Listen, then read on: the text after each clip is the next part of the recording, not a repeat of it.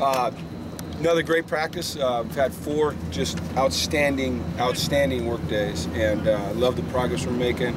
Attitude couldn't be better. The work couldn't be more intense or more competitive, and just really excited about a lot of things. A lot of the young guys are showing up and doing excellent things.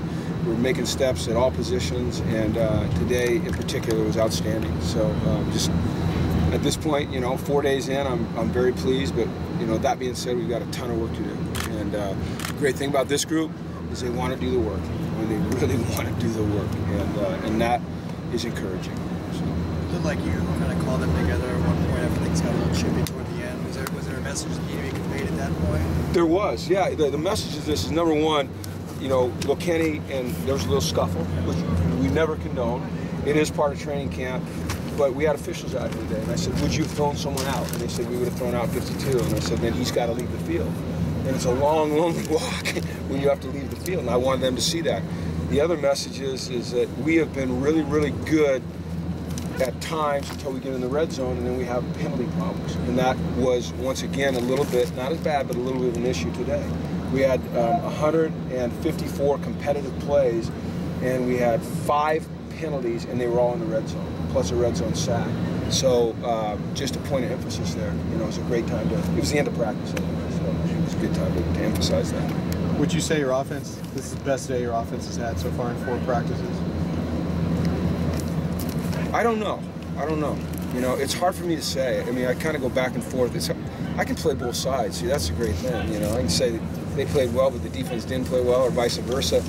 What I will tell you is I see improvement every single day out of them, out of all of them. Out of the offensive line, the backs, the receivers, the continuity between the receivers and the quarterback, and I'm just encouraged with the direction that we're headed. Can offense and defense have a good day on the same day? Yeah, they can. Like yesterday, up until today, yesterday was, up until the last 20 minutes of yesterday's practice, was by far the best practice we've ever had at UCLA, by far. It wasn't even close, on both sides of the ball.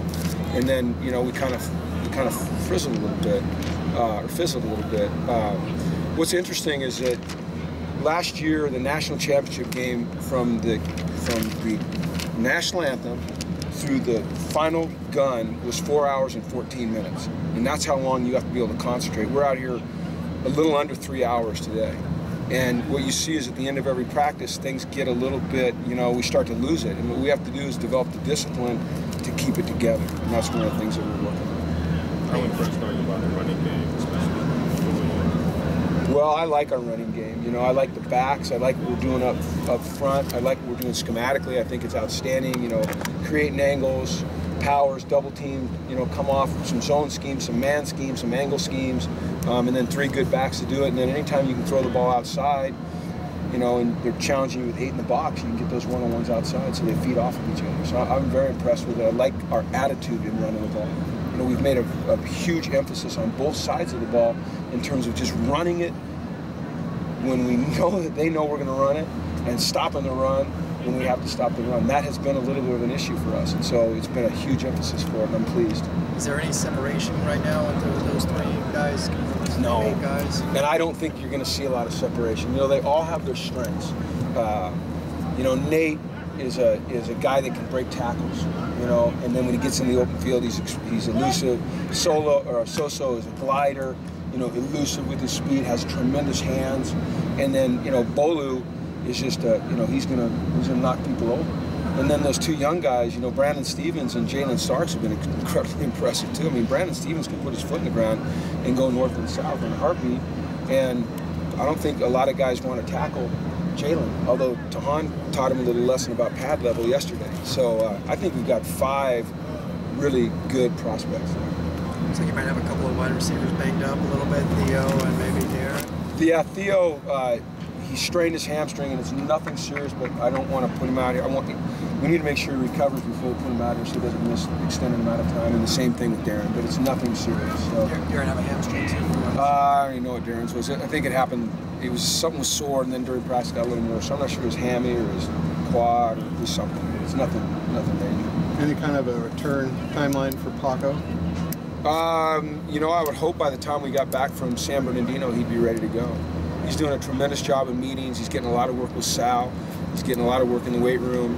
When when Adrian gives him tests in the meetings, either verbal or written tests, he's right on it.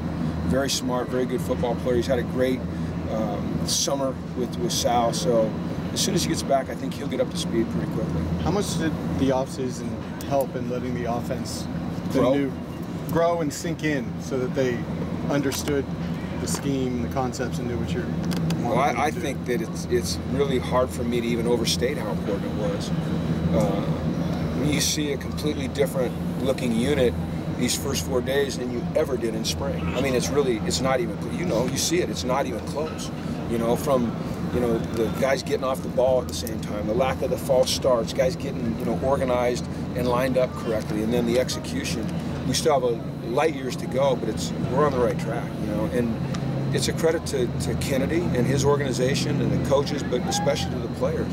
And their focus and their mindset, it's been tremendous. Would you say it's a little bit more complicated? It just took them a little bit more knowledge, and then they're kind of over that now? They're past the threshold? I don't know if they're past it, but they're passing through it. I think it's absolutely fair to say that it's more complicated. There's more formations, there's more personnel groups. The verbiage is a little bit different, not terribly different, but a little bit different. We're doing some different things in the run scheme. Some of the patterns are different. It's more of a game plan type of offense rather than a system. It's a little bit more of a progression-oriented passing game, rather than just, finding the open guy and throwing it to him. And I think in the long run, even though we might have some growing pains in spring and some early in camp, in the long run, it's really going to benefit us as a team, Josh as a quarterback, and our players. You have a pretty good feel for the true freshmen, which ones you expect to play this year, or how long in training camp do you have to get up before kind of settling? A lot longer than 4 days. Yeah, we haven't really had full gear on yet. So, we've got time. We don't have to make those decisions really until San Bernardino. Until Texas A&M week. But we'd like to make them as quickly as we can. But they've got to be made for us. We heard about Remember the Titans and dodgeball. What other kind of like team building stuff you guys done? Well, we did Remember the Titans on the field, which was really cool.